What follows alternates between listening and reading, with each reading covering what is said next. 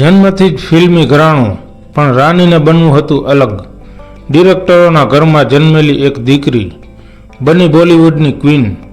બોલિવૂડના શક્તિશાળી પરિવારમાંથી આવેલી આ અભિનેત્રીએ પોતાનું રાજ કેવી રીતે કાયમ રાખ્યું? જ્યાં પિતા, સસરા અને પતિ ત્રણેય ડિરેક્ટર હોય, ત્યાં એક અભિનેત્રી કેવી રીતે બનાવે પોતાનું અલગ સ્થાન? આ છે રાની મુખર્જીની અનકણી કહાની. નમસ્કાર દોસ્તો, મારી ચેનલમાં તમારું સ્વાગત છે. મારી ચેનલમાં નવા છો તો મારી ચેનલને લાઈક કરો, શેર કરો અને સબસ્ક્રાઈબ કરો. તો ચાલો શરૂ કરીએ આજની વાર્તા.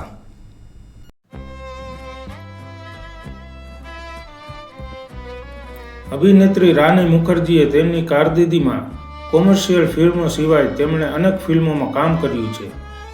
આજે આપણે નેશનલ એવોર્ડ વિજેતા રાની મુખર્જીના પરિવાર વિશે વાત કરીશું. રાની મુખર્જી બોલિવૂડની દિગ્ગજ અભિનેત્રીઓમાંની એક છે. તેણે પોતાના કરિયરમાં અનેક હિટ અને સુપરહિટ ફિલ્મો આપી છે. અભિનેત્રીએ તેની કારકિર્દીમાં ઘણા યાદગાર પાત્રો ભજવ્યા છે, જેમાંથી કેટલાકમાં મોટા સામાજિક સંદેશા હતા. આજે અભિનેત્રી તેનો 47મો જન્મદિવસ ઉજવી રહી છે. આજે અમે તમને ઇન્ડસ્ટ્રીની એક એવી જ સુંદર અભિનેત્રીના પરિવાર વિશે જણાવવા જઈ રહ્યા છીએ, જે 47 વર્ષની ઉંમરમાં પણ ચાહકોના દિલ પર રાજ કરે છે. રાની મુખર્જીનો જન્મ 21 માર્ચ 1978ના રોજ મુંબઈમાં થયો હતો. તેના પિતા રામ મુખર્જી ભૂતપૂર્વ ફિલ્મ નિર્દેશક અને ફિલ્માલય સ્ટુડિયોના સ્થાપકોમાંના એક હતા. તેની માતા કૃષ્ણા મુખર્જી ભૂતપૂર્વ પ્લેબેક સિંગર છે.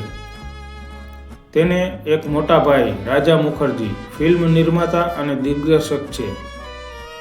તેની મામી દેબાશ્રી રોય બંગાળી ફિલ્મ અભિનેત્રી છે અને તેની બીજી પિતરાઈ બહેન કાજોલ બોલિવૂડ અભિનેત્રી છે. અન્ય પિતરાઈ ભાઈ આયાન મુખર્જી સ્ક્રિપ્ટ રાઇટર અને ફિલ્મ ડિરેક્ટર છે. રાની મુખર્જીના પરિવારમાં મોટાભાગના સગા સંબંધીઓ બોલિવૂડ ફિલ્મ સાથે સંકળાયેલા છે. રાની મુખર્જીને ફિલ્મ કારકિર્દી બનાવવામાં રસ ન હતો.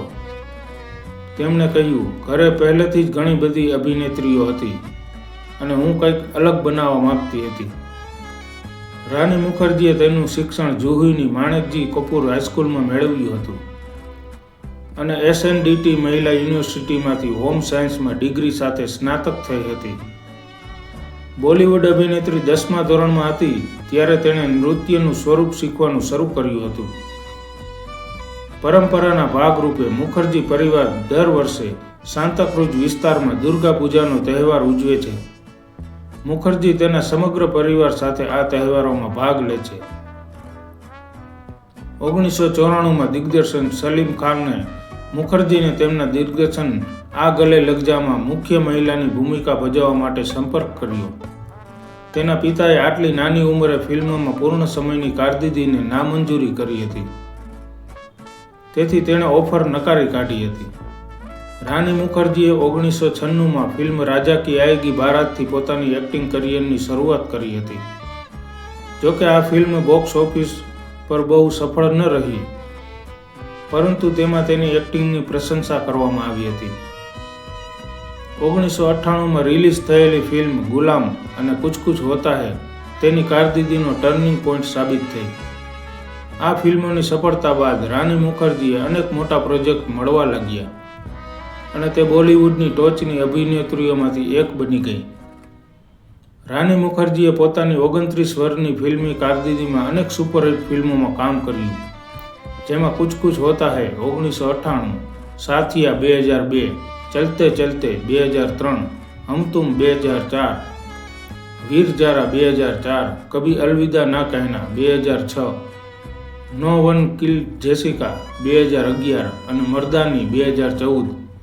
તેમની ફિલ્મોને માત્ર ચાહકોએ પસંદ નથી કરી, પરંતુ તેમને ઘણા એવોર્ડ પણ મળ્યા હતા.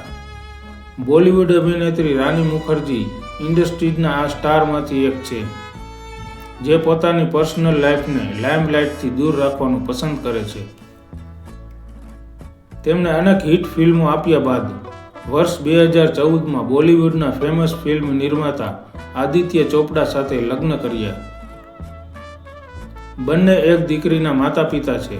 લગ્ન બાદ રાની મુખર્જીએ ફિલ્મોમાં કામ કરવાનું ચાલુ રાખ્યું છે. તેમણે હિચકી અને મર્દાની 2 જેવી ફિલ્મોમાં કામ કર્યું છે. ભલે તે પોતાની પર્સનલ લાઈફને પ્રાઇવેટ રાખવાનું પસંદ કરે છે, પરંતુ આજે પણ તેની ફેન ફોલોઈંગમાં કોઈ ઘટાડો થયો નથી. આજે પણ તેની ગણતરીની બોલિવૂડની સૌથી સફળ અભિનેત્રીઓમાંથી થાય છે. આવી જ રસપ્રદ કહાનીઓ અને પ્રેરણાદાયી વ્યક્તિત્વો જાણવા માટે મારી ચેનલને આજે જ સબસ્ક્રાઇબ કરો.